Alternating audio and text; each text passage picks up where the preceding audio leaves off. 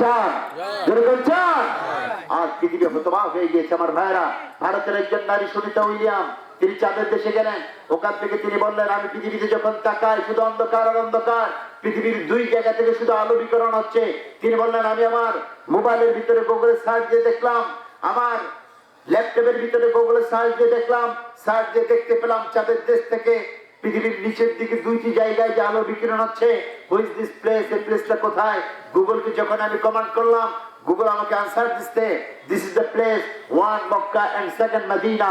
চিৎকার মেরে কোন সুবহানাল্লাহ। বলছে একটা হচ্ছে মক্কা, একটা মদিনা। কেন এখান থেকে আলো বিকৃত হয়?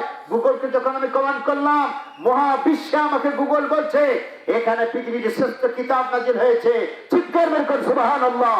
সুনিতা বললেন, এই শ্রেষ্ঠ কিতাব যদি পৃথিবীতে প্রতিষ্ঠিত হয়ে যায়, শুধু মক্কার মদিনা নয়, গোটা পৃথিবীতে আলো আর শান্তির ফোয়ারা ছড়িয়ে যাবে। তিনি সেখানে মহাশূন্যে ওই হিন্দু মেয়ে কালেমা পড়ে মুসলমান হয়ে বলছেন, লা ইলাহা ইল্লাল্লাহু মুহাম্মাদুর রাসূলুল্লাহ। চিৎকার মেরে কোন সুবহানাল্লাহ। আজ পৃথিবী তোলপাড়, সেই কোরআন কারীম নিয়ে আমরা বেঁচে থাকবো। আল্লাহ যেন আমাদের কবুল করেন, জোরে বলুন আমিন। আল্লাহ বলেন, বান্দা কাজ তিনটা। একটা দৃশ্য, আল্লাহর প্রতি ঈমান আনতে হবে। আল্লাযীনা ইউমিনুনা বিল গায়ব ওয়া ইউকিমুনাস সালাহ। দুই নাম্বার হচ্ছে নামাজ কায়েম করতে হবে। কি করতে হবে?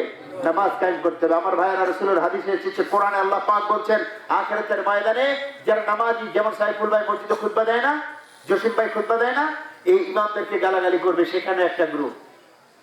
আল্লাহ তাদেরকে ফ্রিডম দিবেন আখিরাতের ময়দানে। এই মাওলানা সাইফুল, মাওলানা জসিম কাজ পায় নাই, আমাদেরকে শুধু নামাজের কথা বলেছে, অথচ আল্লাহ বলছেন ইউদাউনা ইলা সুজুদ ফালা ইস্তাতিউন। বলবে আল্লাহ পাক বলছেন, আজকে তোমরা কারা আছো আমার সামনে একটা সিজদা দাও, সিজদা দিয়ে জান্নাতে চলে যাও। সুবহানাল্লাহ বলবেন না? জোরে বলেন সুবহানাল্লাহ। নামাজের ব্যাপারে আমাদের পাগলামি নাই। আমার জসিম ভাই একটি সুন্দর গান বলেছিলেন, আমাদের বাংলার বুলবুল কবি কাজী নজরুল গানটা লিখেছিলেন, আব্বাস উদ্দিনকে উপহার দিয়েছিলেন। আব্বাস উদ্দিন খুব ভালো নামাজি ছিলেন। আব্বাস উদ্দিন একটা লেখার জন্য নজরুলের কাছে গেলেন, ভাই নজরুল, আমি কবিতাটা তোমার কাছে লিখে চাই। তিনি ঘরের ভিতরে ঢুকলেন। আব্বাস উদ্দিন, তুমি নামাজ পড়বো না? হ্যাঁ পড়বো। কেমনে? বলে যে এখানে নামাজ পড়বো। যখন নজরুল তার জন্য একটা যায় নামাজ নিয়ে আসলেন আব্বাস উদ্দিনের জন্য, হে নামাজি আমার ঘরে নামাজ পড়ো আজ, হে নামাজি আমার ঘরে নামাজ পড়ো আজ, বিছিয়ে দিলাম চরণ তলে হৃদয় যায় নামাজ, হে নামাজি আমার ঘরে নামাজ পড়ো আজ। যেরকম আল্লাহুম্মা আমিন। একটা সেজদা দাও। বলবো হুজুর বাইরে আমরা নামাজে পড়তাম না, এখন আল্লাহর কাছে একটা সিজদা দিয়ে চলে যাব। দৌড়ে যাবে আল্লাহর সামনে সিজদা দেওয়ার জন্য, মাথা নিচু করতে যাবে। আল্লাহ বলবে ফালা ইস্তাতিউন, ও কাফের, দুনিয়ায় সিজদা দাও না, আমার সামনে একটা সিজদা দিয়ে সুবিধা নিতে এসেছো। সিজদা তো দূরের কথা, আল্লাহর সামনে মাথাটা ঝুঁকাতেই পারবে না। চিৎকার করে কন্যা নাউজুবিল্লাহ। নামাজের প্র্যাকটিস এখানে যারা করবে, আল্লাহ তাকে জান্নাত দিয়ে দেবেন। সুবহানাল্লাহ বলে।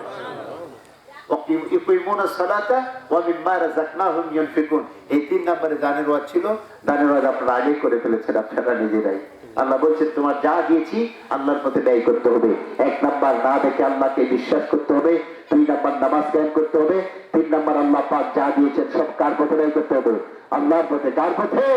আল্লাহর পথে ব্যয় করতে হবে আমার ভাইরা। এই জন্য দেখেন, দিনের আমাদের যে সমস্ত রাহাবারেরা আছে, তারা নিজেদের সম্পদ উজাড় করে দিয়েছে। তারা ফাঁসির মঞ্চে গিয়েছে, ফাঁসির মঞ্চের রশিকে সালাম দেয়। জেলারা চমকে গিয়ে বলেন, একটু পরে আপনার ফাঁসি, আপনি রশিটাকে ফাঁসি দেন, রশিটাকে আপনি সালাম দিলেন কেন? ফাঁসির রশিকে। আমাদের আকাবিরেরা বলেছেন, শহীদ আব্বির কাসেম বলেছেন, এই রশিটাকে আমি এই জন্য সালাম দেই, এই রশিটাই তো আমার জন্য ফাঁসি ডেকে নিয়ে এসেছে, আর ফাঁসির পরে তো আমি জান্নাত পেয়ে যাচ্ছি। যে রশি আমাকে জান্নাতের শুভ সংবাদ দেয়, ওই রশিকে সালাম না দেবো তো কাকে সালাম দেবো? চিৎকার করে সুবহানাল্লাহ। আমরা শুধু দান বলতে 2 টাকা 4 টাকা বোঝাই না। আপনার জীবনের দানটা সবচেয়ে বড় মান। আপনি জীবনকে আল্লাহর পথে বিলানোর জন্য প্রত্যয় ব্যক্ত করেন। আপনাকে আল্লাহ যা দিয়েছেন আল্লাহর পথে বিলাবার জন্য প্রত্যয় ব্যক্ত করেন। আল্লাহ আপনার উপর রাজি খুশি হয়ে যাবেন, আপনাকে সফল মানুষ হিসেবে পরিচয় দেবেন। জান্নাত আপনার জন্য অপেক্ষা করবে। চিৎকার মেরে বলেন সুবহানাল্লাহ। আমরা সবাই জান্নাত চাইতো? যেরকম চাইতো, যেরকম চাইতো। কাজ করবো কয়টা? তিনটা না দেখে বিশ্বাস করবো কাকে? আল্লাহকে। আমরা নামাজ কায়েম করবো কার জন্য? আল্লাহর পথে দান করবো কার জন্য? আল্লাহ রাব্বুল ইজ্জত ওয়াল জালালের জন্য। আল্লাহ তুমি আমাদের সবাইকে জান্নাত নসিব করে দিও। জোরে বলেন আমিন। আর জোরে বলেন আমিন। মালিক